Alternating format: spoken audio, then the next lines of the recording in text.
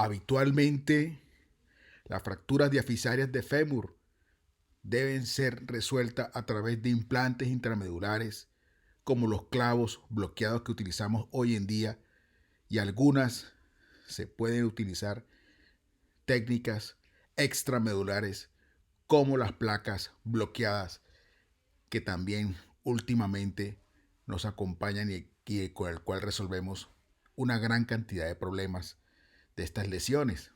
Pero existen situaciones clínicas en donde los implantes no se ajustan apropiadamente a la lesión, o peor aún, el paciente no se beneficia de una táctica intramedular por algún tipo de contraindicación médica. Soy Fausto Díaz Granados, ortopedista traumatólogo. Me dedico a la reconstrucción y fijación externa en la Fundación Valle Lilí de Cali.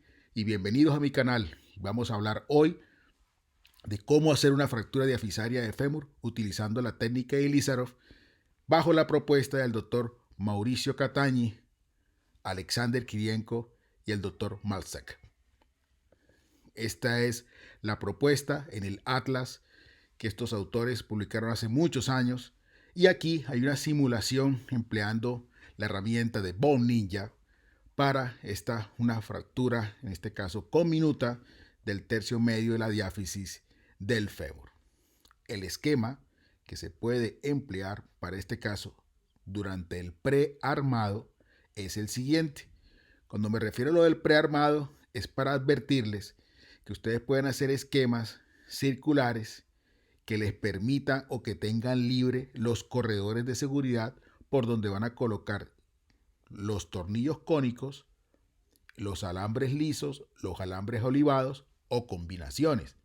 Entonces, tengan en cuenta si van a operar un muslo del lado derecho, un muslo del lado izquierdo, si van a tener que utilizar una táctica de acordeón o de compresión-distracción a nivel del foco, como es este caso, y esta es la propuesta que me agrada bastante para hacer. Si ustedes se dan cuenta en el detalle, acá observamos que la barra pasa completamente derecho hasta el anillo y empleamos el marco de acero de la propuesta de Cataneo y Catañi de la modificación del fémur proximal, y al mismo tiempo también utilizamos este arco de anillo que nos ayuda mucho para hacer la fijación. En el resto empleamos entonces la modificación de los anillos hecha por el doctor José Carlos Bongiovanni y el doctor Catañi, en el cual este anillo está partido en 4.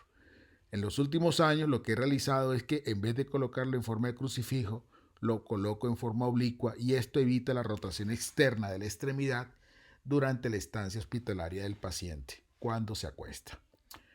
Este sería la manera o alguna propuesta de cómo podríamos colocar los diferentes tornillos cónicos en las diferentes secciones del muslo, y el centrado clásico que es con el alambre liso a nivel distal. Voy a hacer un pequeño repaso de los cortes del muslo, pero advierto de que ya en el canal se encuentra la charla oficial acerca de los corredores de seguridad del muslo. En el corte 1 podemos aprovechar este par de tornillos que van entrando desde lateral, pero uno posterior y otro anterior. En el corte 2, uno totalmente posterior, también utilizando el marco italiano. En el corte número 3 puedes aprovechar un tornillo cónico que va posterior. Hay uno que prácticamente sigue el mismo recorrido, sería el alambre, teniendo en cuenta la precaución de que el paquete va por la parte medial, el paquete superficial y profundo, y que totalmente posterior se encuentra el paso del nervio ciático. Para el caso de las condiciones de fracturas agudas no hay tanto lío porque la atrofia muscular no ha afectado al paciente. Pero si es un paciente que lleva mucho tiempo acostado, tenga en cuenta que esa distancia de los 20 milímetros de la línea áspera puede estar disminuida. Para el corte número 4 podemos utilizar este tornillo cónico, que es lo que yo más empleo, pero si la calidad ósea no lo permite o necesitas un centrado mejor, puedes utilizar cualquiera de estos dos alambres. En el corte número 5, otra vez más, preferimos más el tornillo cónico que los alambres, pero puedes utilizar también este que va prácticamente horizontal, dado que el paquete para este punto ya no está tan medial, sino que se encuentra más bien un poco posterior. Por eso es que este abordaje se utiliza tanto cuando se necesita algún tipo de placa complementaria a nivel medial. Y por último, el corte 6 clásico, el alambre es centrado con los dos tornillos cónicos que entran desde posterolateral y de posteromedial en forma de X. Una manera de hacer el esquema de fractura de acuerdo a la propuesta del doctor Catañi, el doctor Malsek y el doctor Kirienko, y algunos detalles acerca del marco proximal, donde se puede ver también otra variante de lo que se hace. Este es un tipo de fractura que proponen ellos allí en su atlas, pero lo único que de pronto no comparto es ese tornillo que se encuentra en los segmentos multifragmentados del fémur, dado que la biología puede ayudarnos mucho con esta parte compresión distracción y se puede evitarse este paso. Este sería la simulación de la fractura conminuta y acá voy a presentar un caso clínico de un paciente con una herida por proyectil de arma de fuego en el tercio medio de la diáfisis de la tibia, con una gran conminución. Estos pacientes en la unidad se les hace estudios complementarios, no solamente de radiografías, sino que además de esto se utiliza angiotac y, oh sorpresa, el paciente tiene un problema de una trombosis que puede significar un alto riesgo para producirse émbolos que vayan no solamente de la extremidad, sino que además de eso pueden viajar a nivel pulmonar. Es decir, que a este paciente se le hace una estrategia inicial de control del daño con fijación externa tipo AO, consiguiendo un alineamiento bastante bueno en el plano antero-posterior, más no en la parte lateral. Recordemos que eso es una estructura de un muslo grueso, lo cual hace muy difícil la reducción en el plano sagital. Esto, el único propósito fue atender la emergencia.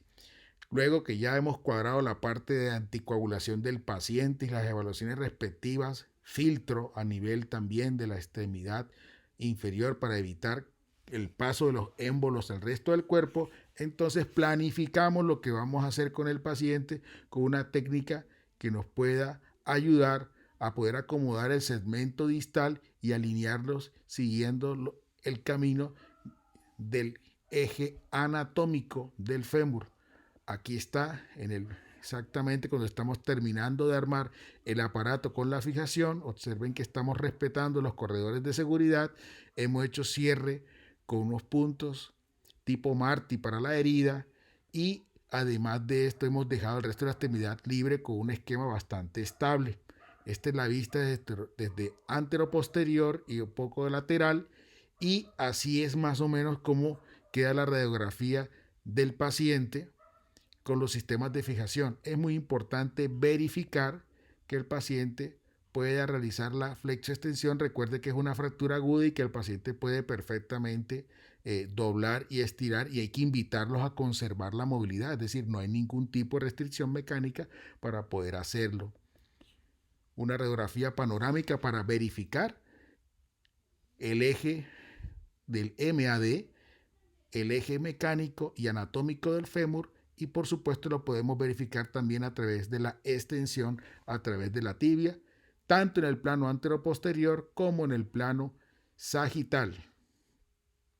Comprométanse con sus pacientes de que sus resultados sean muy óptimos y que obtengan los resultados de una técnica operatoria muy biológica y que evite que el paciente tenga problemas a nivel vascular.